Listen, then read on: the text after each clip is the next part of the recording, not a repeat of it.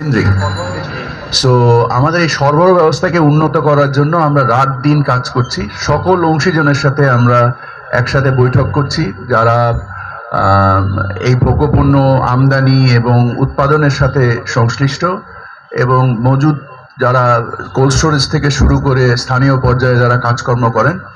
সরবরাহকে সহজীকরণ করার জন্য আপনারা দেখেছেন যে আমরা বিভিন্ন পণ্যে জাতীয় রাজস্ব বোর্ডের সহযোগিতায় আমদানি শুল্ক তাৎপর্যপূর্ণভাবে কমিয়ে আনা হয়েছে এবং তাতে রাষ্ট্রের হাজার হাজার কোটি টাকার রাজস্ব ক্ষতি মেনে নিয়ে শুধু মূল্যের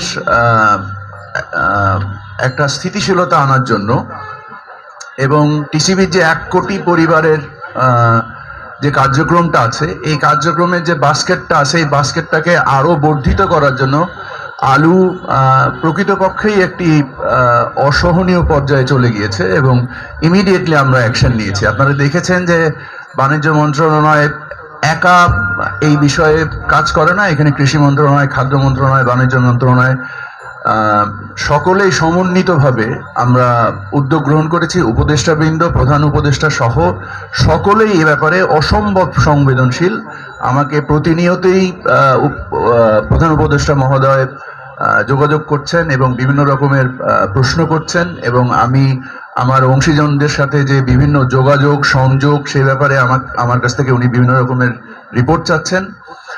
আমরা এইটুকু বলতে পারি যে আমাদের এ যাবৎকালে পদক্ষেপগুলো নেওয়ার মাধ্যমে আপনারা দেখেছেন কিছু কিছু পণ্যে আল্লাহর রহমতে স্বস্তি আসতে শুরু করেছে। চিনিতে, ডিমে, আজকে আশা করি আলুতেও আসবে। তেল নিয়ে আমরা ব্যাপক কাজ করছি। আমরা আমদানি পর্যায়ে দেশের যে স্থানীয় মজুদ বিভিন্ন পণ্যের আছে এবং আমরা রমজানকে সামনে রেখে সকলে সমন্বিতভাবে কাজ করছি।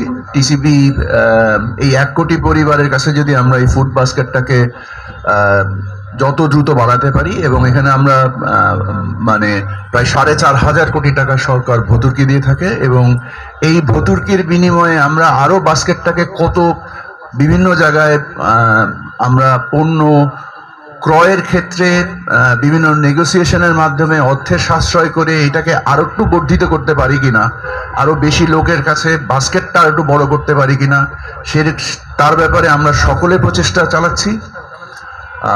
ভোক্তা অধিকার তাদের মাঠের কার্যক্রম আরো বৃদ্ধি করবে। আমি আজ টিসিবির চেয়ারম্যান, বাণিজ্য সচিব এবং ভোক্তা অধিকারের ডিজি আমরা একসাথে আজকে মাঠ পর্যায়ে আমরা প্রথম পদক্ষেপ হিসেবে আজকে আমরা চিটাগং যাচ্ছি।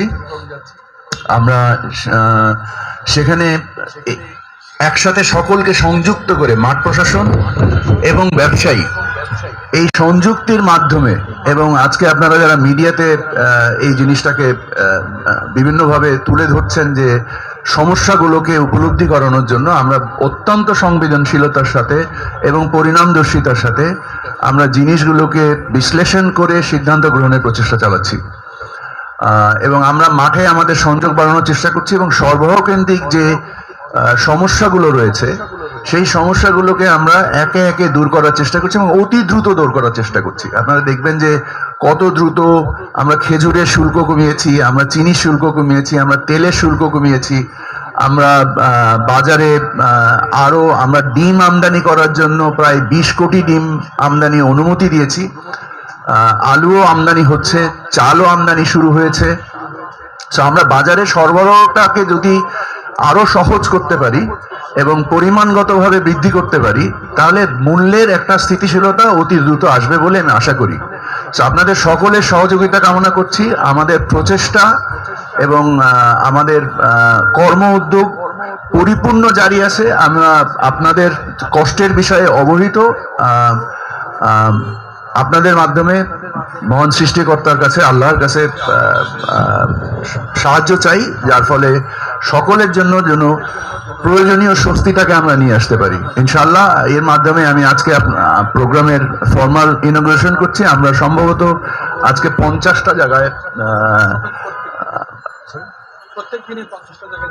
আমরা প্রত্যেক দিনই 50টা জায়গায় এই কার্যক্রমটা পরিচালনা করব। আমরা চেষ্টা করব এটাকে আরো বাড়ানো যায় কিনা এবং যেটা সচিব মহোদয় বললেন যে আমরা এটাকে ততদিন পর্যন্ত জারি রাখবো যতদিন পর্যন্ত নতুন ফসল